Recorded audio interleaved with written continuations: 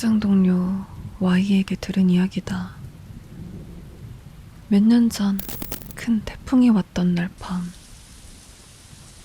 Y는 출장에서 돌아오던 길 침수된 도로를 필사적으로 달리고 있었다. 시간은 자정 근처. 저녁 지날 무렵부터 호우경보가 내린 상태였기 때문에 그 무렵엔 다른 차도 거의 없었다. 그저 수십 미터 간격으로 놓인 가로등 불빛만 따라갈 뿐 시야는 최악이었다. 도로는 점점 불어나는 물에 잠겨가고 있었다. 그럼에도 Y는 어떻게든 쏟아지는 빗 속에서 와이퍼를 최대한 빠르게 켠 채 필사적으로 달려갔다. 하지만 마침내 더는 나아갈 수 없는 상황이 와버렸다. 창을 열고 차 아래쪽을 살피니 타이어가 거의 물에 잠길 수준이 되어 문틈새로 물이 서서히 새어들어오고 있었다. 더는 안 되겠다 싶어서 Y는 자신이 가입한 자동차 보험 회사에 전화해 도움을 요청하기로 했다. 분명 특약 중 집중 호우 상황에서의 구조 관련 조항이 있었으니까.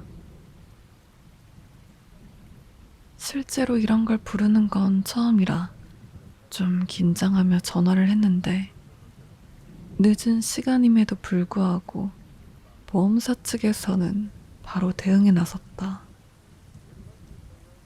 정중하게 사정을 설명하자 곧바로 구조팀을 파견하겠다는 대답이 돌아왔다고 한다. Y는 자신이 현재 있는 위치를 상세하게 전한 뒤 부탁드리겠습니다 하고 전화를 끊었다. 비는 계속 쏟아지고 바람도 요란하다. 밖은 어두운데 그저 불안할 따름이다.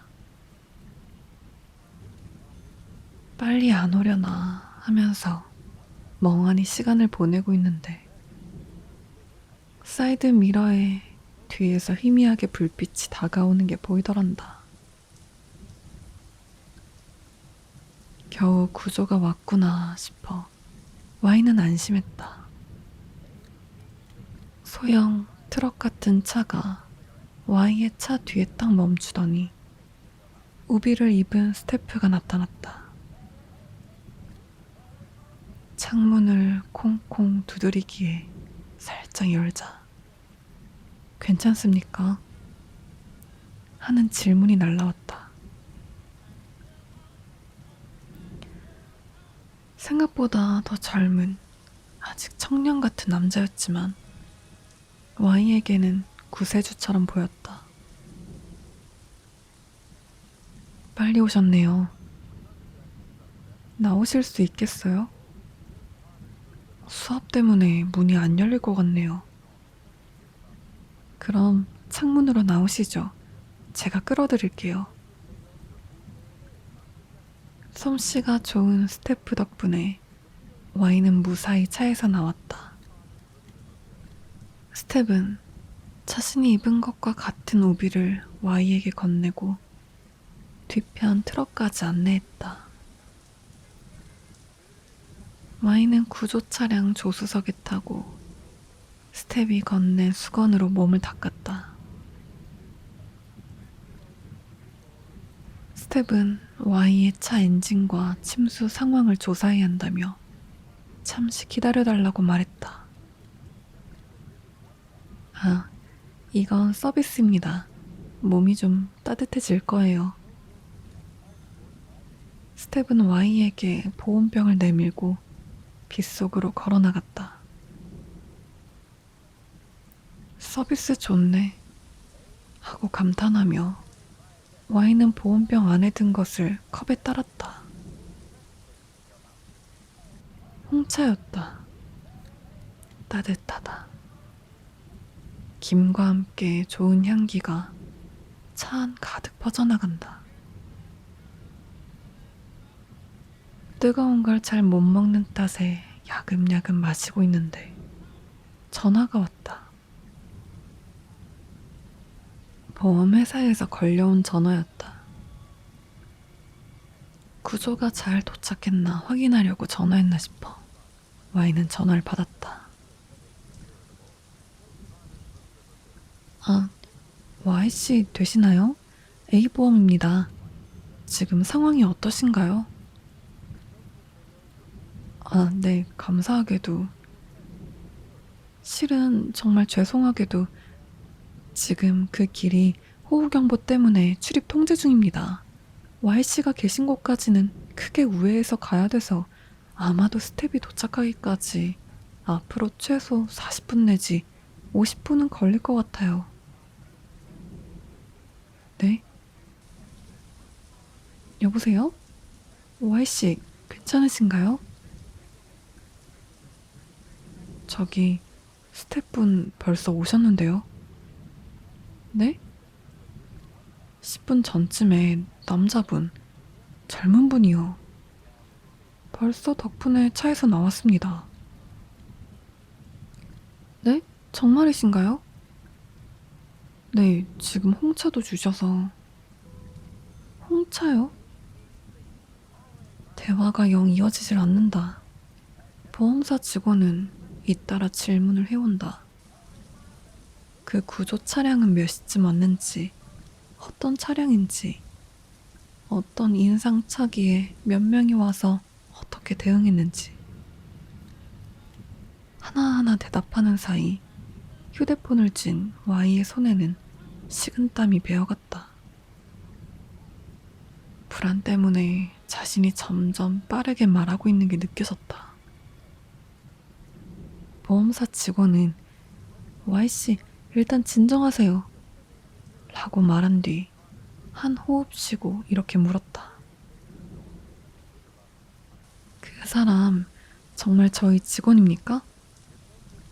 보험사 직원의 말에 따르면 Y에게 온 남자는 복장이나 차량 모두 자기네 회사 사람들과는 전혀 다르다는 것이었다. 통상 호우로 인한 구조를 나갈 땐 최소 2명 이상의 인원이 편성되는 데다가 홍차 같은 걸 서비스로 준비하지도 않는다고. Y는 영문을 알 수가 없었다. 보험사 직원 역시 당황한 기색이 역력했다. 그쪽으로 향하고 있는 구조 인력과 연락해서 현황을 확인하는 대로 다시 전화드리겠습니다. 그리고는 Y의 대답도 듣지 않고 전화를 끊어버렸다. Y는 잠시 멍하니 있었지만 스스로가 처한 상황을 천천히 돌아보니 등골이 오싹해지더란다. 앞에 보이는 Y의 차량 옆에서 뭔가 작업을 하고 있는 듯한 우비를 입은 남자. 저 남자는 대체 누구란 말인가? 보험회사 직원이 아니라면 지금 내가 타고 있는 이 소형 트럭은 대체 무엇일까? 이 홍차는 왜 준 걸까? 여기서 도망을 쳐야 할지 아니면 가만히 기다려야 할지 Y는 혼란스러운 와중 열심히 생각했다. 창밖을 보니 비는 아까 전보다 약해져 있었다. 만약 도망을 친다면 지금이 기회일지도 모른다. 하지만 어디로?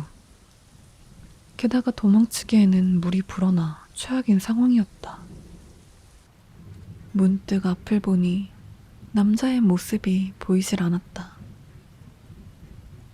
당황한 Y는 앞유리에 서린 김을 닫고 다시 살폈지만 역시나 아까 전까지 보이던 우비 입은 남자의 모습은 보이지 않았다. 어디로 간 걸까? Y는 결국 큰맘 먹고 밖으로 나가보기로 했다. 아까 남자가 준 우비를 입을까 하다가 그만두었다. 차에서 내리니 물은 무릎 밑까지 차 있었다. Y는 조심스레 소형 트럭 주변을 한 바퀴 돌았다. 남자와 마주치기라도 했다면 영락없이 비명을 질렀겠지만 그런 일은 없었다. 그 순간 전화가 왔다. 보험회사였다. Y씨, 괜찮으신가요? 네. 10분 정도 있으면 구조 인력이 도착할 것 같습니다. 조금만 기다려주세요. 괜찮으신 거죠? 별로 괜찮진 않아요. 저 혹시 몰라서 경찰에도 신고를 했습니다. 지금 그리로 가고 있을 거예요. 저는 여기 계속 있는 게 좋을까요? 아니면 도망치는 게 나을까요? 저 사실은요, Y씨가 계신 그 근처 교도소가 있다고 하거든요. 네. 그 주변에 평소 같으면 경찰차가 밤에 순찰도 돈다고 하는데 오늘 밤은 태풍이 와서 순찰도 쉬고 있던 터라 금방 출동하겠다고 하더라고요. 괜히 불안한 이야기만 늘어놓고 전화는 끊겼다. 전화는 끊겼지만 Y는 다시 차 안으로 돌아갈 생각도 할 수 없었다. 혹시 모른다는 생각에 다시 소형 트럭 주위를 한 바퀴 돌아보기로 했다. 남자의 모습이 호련히 사라진 것이 어쨌든 불안했으니까. 그리고 Y가 딱 소형 트럭 바로 뒤까지 돌아간 순간 갑자기 트럭에 시동이 걸리는 소리가 났다. 설마 싶었지만 쏟아지는 빗속에서 소형 트럭은 지축을 흔들며 움직이기 시작했다. 심지어 후진으로. Y는 황급히 물을 헤치며 뒤로 도망쳤다. 하지만 소형 트럭은 아직 후진하고 있었다. 무척 느린 속도로.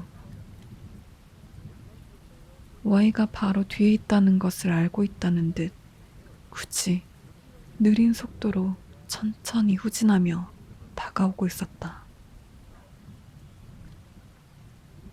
Y는 가벼운 패닉 상태에 빠진 채였다. 도망쳐도 트럭은 뒤에서 계속 따라온다. 그때 헤매던 Y의 눈에 이리로 다가오는 자동차 불빛이 들어왔다.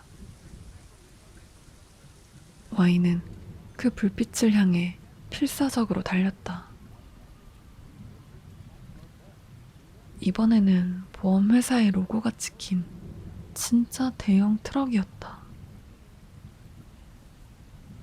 소형 트럭은 Y를 쫓아오던 걸 그만두고 전방을 향해 엄청난 속도로 달려가 버렸다. Y는 지친 나머지 빗속에 주저앉았고 보험회사 구조 인력에게 부축을 받았다. 보험회사 직원 2명도 Y를 덮치려 하던 소형 트럭을 분명히 봤다고 했다.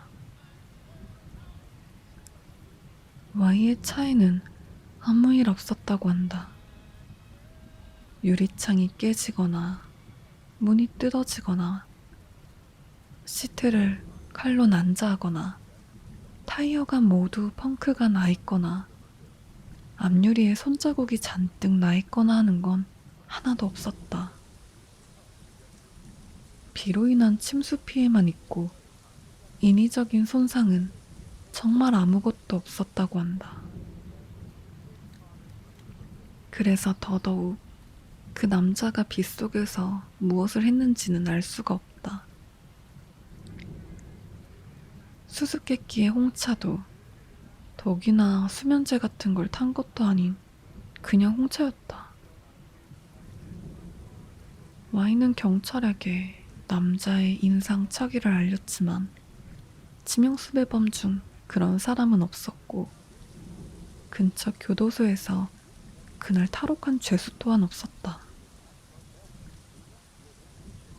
그 근처는 사고가 있었다거나 귀신이 나온다는 소문이 도는 곳도 아니었다고 한다.